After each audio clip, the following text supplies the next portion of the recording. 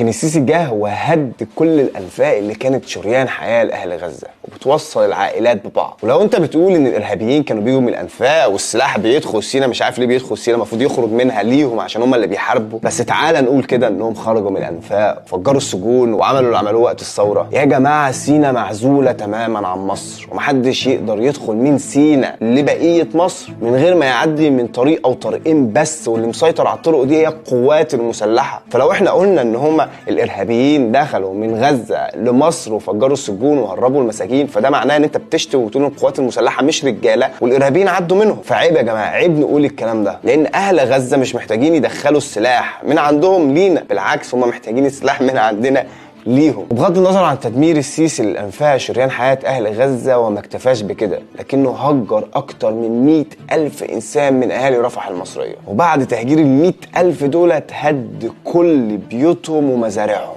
والسؤال دلوقتي، ليه السيسي عمل كل ده؟ ليه هجر أهالي رفح والشيخ زويد من بيوتهم؟ في عام 2014 الرئيس السيسي طلع قرار مقامه القرار 444 لسنة 2014، والقرار ده كان إقامة منطقة عازلة على الحدود مع قطاع غزة بطول 14 كيلومتر مع الحدود مع قطاع غزة وعمق 5 كيلومتر داخل سيناء.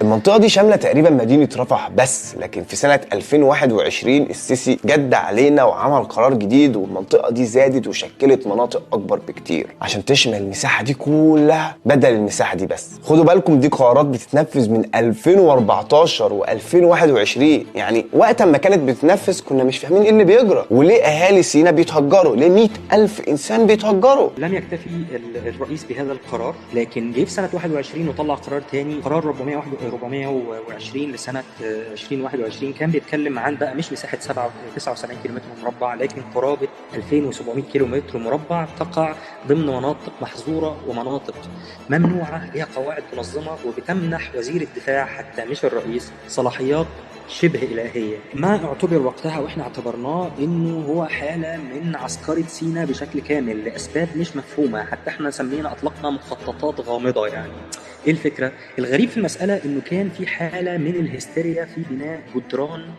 تشبه الجدران الحدودية بالظبط. يعني شوف جدران الحدودية مع قطاع غزة الارتفاع 2 متر ومش عارف 70 سنتي، نفس القصة بنفس المواصفات مع أبراج حراسة في النص، شملت وعزلت المناطق اللي إسرائيل دلوقتي بتطالب بنقل السكان ليها. يعني لو دخلوا السكان دول هيبقوا معزولين في ما يشبه الكردون أو التجمع كده محاط بالأسوار.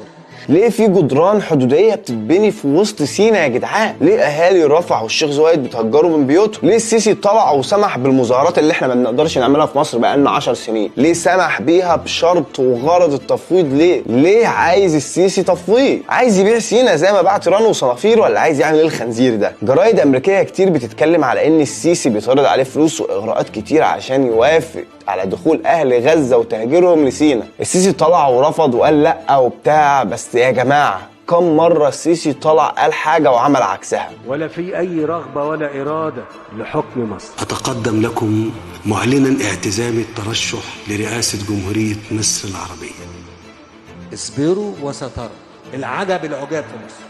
يا جماعة السيسي ده كذاب أشر حرفيا. شوفوا هو بيقول ايه واعرف انه هيعمل عكسها. السيسي لو مش عايز يهجر اهل غزة فعلا كان فتح المعبر وسمح بدخول كل المساعدات الممكنة بشكل دائم، ودخل لمصر الحالات الطبية الحرجة اللي مش قادرين يعالجوها هناك في غزة. مش يدخل 20 شاحنة في اليوم عشان يعني يعمل منظر في التلفزيون. 20 شاحنة ايه ومقطوع عنهم الوقود والاكل والمية؟ يا ابني 20 شاحنة دولت لو اتملوا وقود بس مش هيكفوا 2.5 مليون انسان. انما هو عايز يخنق اهل غزة مع الاحتلال لحد لحظة الانكسار، فيطلع ويعمل فيها بطل ويفتح المعبر ويدخلهم بالفعل على سيناء. يا جماعة والله الراجل ده أكبر بلوى مصر والعرب والمسلمين اتبلوا بيها. يا جدعان ازاي مصر مش عارفة تتحكم في المعبر بتاعها؟ ازاي مصر أقوى جيش عربي اللي بتعمل صفقات أسلحة بملايين الدولارات مش قادرة ترد على الاحتلال بعد ما ضرب برج مراقبة للجيش المصري؟ دبابة ايه اللي ضربت بالغلط البرج الحدودي؟ يعني